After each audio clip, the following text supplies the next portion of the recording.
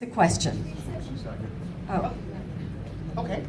then never mind. Then never mind. Okay, then what we will do, how about we do this? We're gonna do Mary Gay Scanlon, Ashley Lunkenheimer, and then let's pick, okay, I'm doing a lottery in my head.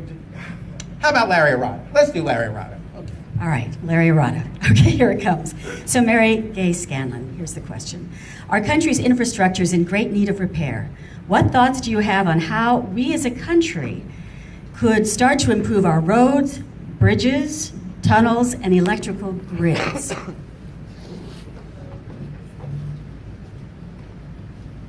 So this is an area where supposedly there's bipartisan agreement, although nothing has come forth yet from the current administration.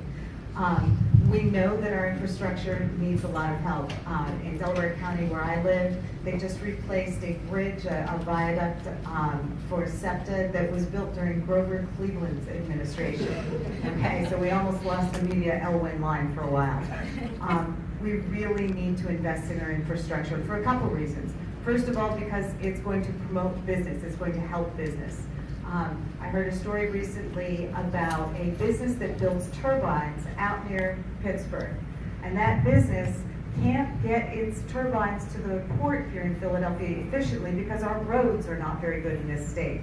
So they have to do an 800-mile detour because the Pennsylvania roads won't support the turbines to be sent here. So that costs this small business a lot of money. It adds, fossil fuel debris in the air.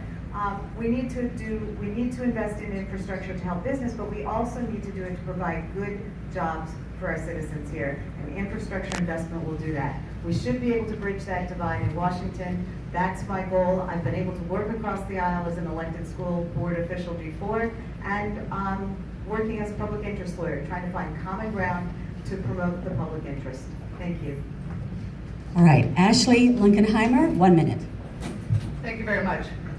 We can tell that it's been a pretty bad winter, whether you're in Philadelphia or Delaware County or Montgomery County, because the roads are so destroyed.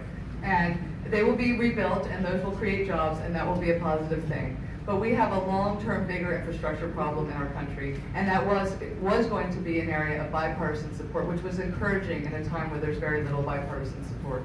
And so we haven't seen it yet, and we haven't seen it emerge. But what we know is this: we are nestled in a perfect location. We have ports. We're between New York and Washington. We have such an incredible, vibrant community that we need to rebuild it. And when you look at what the Trump administration has done, and you look at the tax plan that they've passed, and you think about the long-term ability to help our communities with this fundamental issue of how do we build and strengthen our infrastructure, which will provide jobs and will allow businesses to succeed and thrive in this area, this very important area, then they're going the wrong direction. Thank you. Okay, Larry Ratz, 1 minute.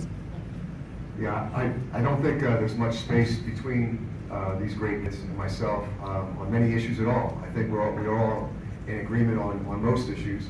I think investment in infrastructure is something that we would all agree with. I would say that we need to invest about $1 trillion over the next 10 years to be an engine to the economy. One problem with the implementation of that is that we've divested in the trades education of our youth.